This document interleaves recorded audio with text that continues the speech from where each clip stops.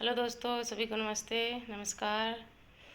आज हम देखेंगे, कल हमने पढ़ा था अकबर के बारे में विस्तार से। आज हम देखेंगे अकबर के कुछ 20 MCQ लेके आई हूँ, तो पढ़ते हैं। चलो, तो आ जाते हैं क्वेश्चन नंबर 1 पर। अकबर का पूरा नाम क्या था? तो अकबर का पूरा नाम था जलालुद्दीन मोहम्मद अकबर। अब आ जाते हैं क्वेश्चन नंबर दूसरे पर। दूसरा क्या कह रहा है कि अकबर का ताजपोशी कब हुई थी? ताजपोशी यानी कि सिंहासन पर कब बैठा?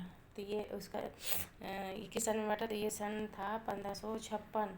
अब आ जाते हैं क्वेश्चन नंबर तीसरे पर। तो अकबर ने किस युद्ध के बाद दिल्ली की गद्दी पाई, यानी दिल्ली की गद्दी पर कब बैठा? तो अकबर ने दिल्ली की गद्दी पर कब बैठा? ये बैठा था पानीपत का द्वितीय युद्ध 1556 में हुआ था हेमू के साथ, जिसमें हेमू पराजित हुआ था और ये जीत गया था। अब आ जाते हैं क्वेश्चन नंबर अकबर के समय में प्रसिद्ध। क्वेश्चन नंबर 14 में है, अकबर के समय में प्रसिद्ध लेखक अबुल फजल ने कौन सी किताब लिखी थी? तो ये आपको बताना है, ये थी अकबरनामा।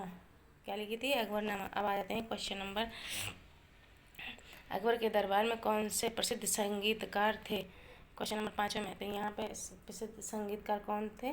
तानसेन। मैंने कल बताया था ना कि तानसेन ही थे जो गाना वगैरह सुनाते थे अकबर को। और अब आ जाते हैं क्वेश्चन नंबर 6 में।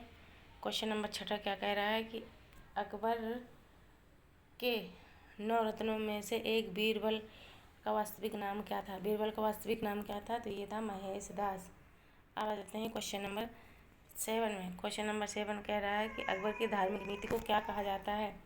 अब आपको उत्तर बताना है, अकबर की धार्मिक नीति को क्या कहा जाता है। तो अकबर की धार्मिक नीति को कल मैंने बताया था ना, अकबर की धार्मिक नीति क्या थी? सुलह कुल की नीति। ये सुलह कुल की नीति थी इसकी। अब आ जाते हैं क्वेश्चन नंबर 8 में। अकबर द्वारा शुरू किया गया नया धर्म कौन सा था? ये भी मैंने कल बताया था कि अकबर द्वारा नया धर्म कौन सा चालू किया था, वो था दीन ए इलाही। अब आ जाते हैं क्वेश्चन नंबर 9 में। अकबर की माँ का नाम क्या था? ये भी बताया था कि अकबर का नाम क्या था? हमीदा बानो बेगम। अब आ जाते हैं क्वेश्चन नंबर 10 में। अकबर का शिक्षा मंत्री कौन था? शिक्षा मंत्री कौन था ये बताना आपको। शिक्षा मंत्री अकबर का था फैजी। अब आ जाते हैं क्वेश्चन नंबर 11 में। अकबर के शासनकाल में किस ग्रंथ का फारसी में अनुवाद हुआ था?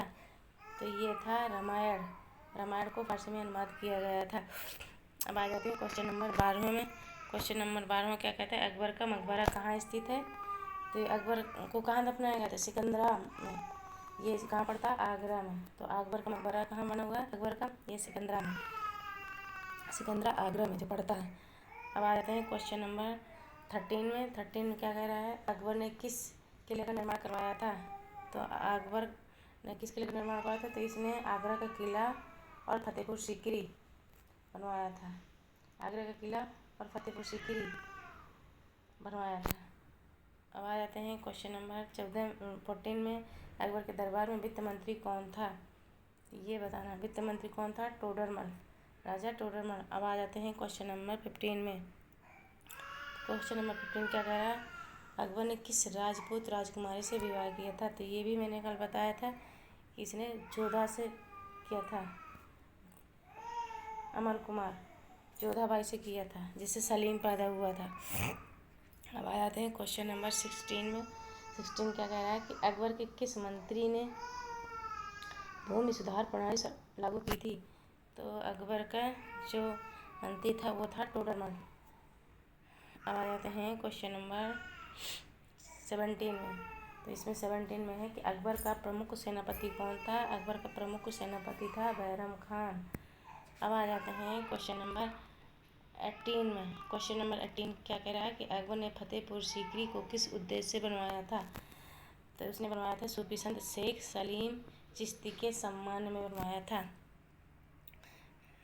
इस शेख सलीम चिश्ती के सम्मान उन्होंने बनवाया था क्योंकि सलीम उसी के आशीर्वाद से पैदा हुआ था। सूफी संत जो शेख सलीम था ना, उसी के नाम पर ये सलीम नाम पड़ा था अकबर के बेटे का।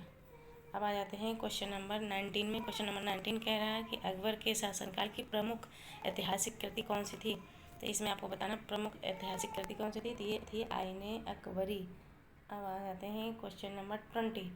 क्वेश्चन नंबर 20 में है क्वेश्चन नंबर 20, अकबर की मृत्यु कब हुई थी? अकबर की मृत्यु हुई थी 1605 ईस्वी में। कब हुई थी? 1605 ईस्वी में। ये था 1605 ईस्वी में। तो चलो आज क्लास यहीं पे स्टॉप करते हैं, मिलते हैं अगले क्लास में। अपना सपोर्ट बनाए रखना। Thank you for watching.